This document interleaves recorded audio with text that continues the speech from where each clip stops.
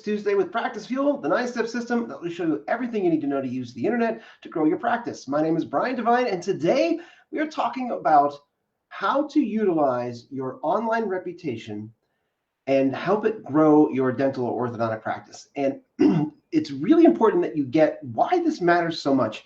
And I've talked about this before. I've talked about kind of what the process should look like, that you should be getting reviews, that you should have a system and not just hope and pray that someone in your staff remembers to ask when someone's exciting, but that you have a process in place and that you make it as easy as possible, not only for your patients to leave you reviews, but for your staff to get those reviews. And in fact, whenever you can remove your team from that process, you will get better results. And it's not because they don't want to do it, and it's not because they're not thinking about ways to make things better in the practice.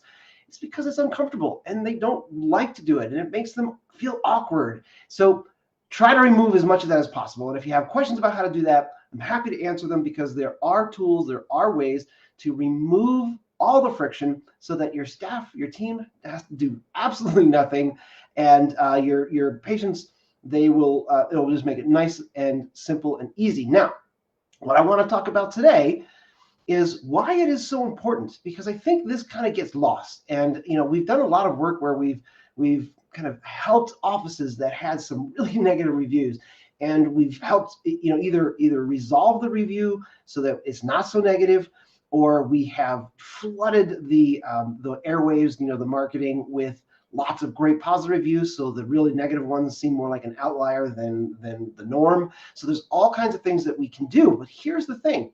You have to remember that even Google will tell you that you should be getting reviews. So rather than have you just trust me, let's go ahead and take a look at what Google has actually said. So this is directly from Google, where it says improving your local rankings on Google. And right there, it says in a number of places across the internet and search, for example, it says right here to get reviews. I was kind of shocked by that. Okay, so you can do all this research yourself if you want to. But I wanted to make sure that you saw that Google is going to come right out and tell you that if you are getting positive reviews, that it will help in the search results. So that is an extremely valuable thing to have. And I thought I had, let's see, I think I have another one in here. Yes, there you go. So I want you to see here right where it says manage and respond to reviews. Okay, so it's towards the bottom there. But what they're also saying is that it's not just getting the reviews, but responding to them. The more that you respond to these reviews, the more Google will take a stock and see that you are the expert in this area. So they are telling you that it matters. Not me, not marketing companies in general. Google is actually telling you how important this is. And then finally, right here it says how Google determines local ranking, and it says Google review count and score are factored into local search rankings. Now, does that mean that getting reviews and responding to reviews is going to make you pop up in the top of all search results? Unfortunately not. It doesn't work that way. However, if you are in the top 5 and you can't seem to break into the top 3, just get some more reviews and you'll likely break into the top 3, meaning you will show up in search results. And think about the types of content that you are putting in your responses, because if you put information in your response that maybe are keyword specific, then it can actually help improve your results. If you can get people to leave reviews and put keywords in those reviews, it's even better. It's fantastic. Make sure, though, that in your responses that you're staying HIPAA compliant. And this is something that we're going to be talking more and more about. HIPAA compliance is more nebulous than ever when it comes to online marketing. And there's a lot of companies like ours that disagree on how it all works. However, I can tell you that the companies that certify dental practices, orthodontic practices, and marketing firms like mine, they all agree on exactly what it takes in order to be HIPAA compliant. And in order to stay HIPAA compliant, you just want to make sure that any response you put out there, whether it is a positive response or don't do any negative responses, just do positive responses. Even if it's a negative review, be positive in your response, but don't put the type of treatment that they had.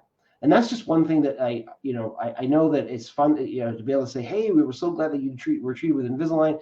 You can't say that, they can say it. So if they said we were treated with Invisalign and we loved it, that's great, because then it's going to be a keyword in there. If they say we were treated, with clear braces, and they put it in there, it's really good for search engines, but don't do it yourself. Don't do it in your response. So just want to make sure that you are clear about how to make sure that you stay HIPAA compliant. If you've done it in the past, go ahead and start removing those. It's not something that's going to like just get you tomorrow.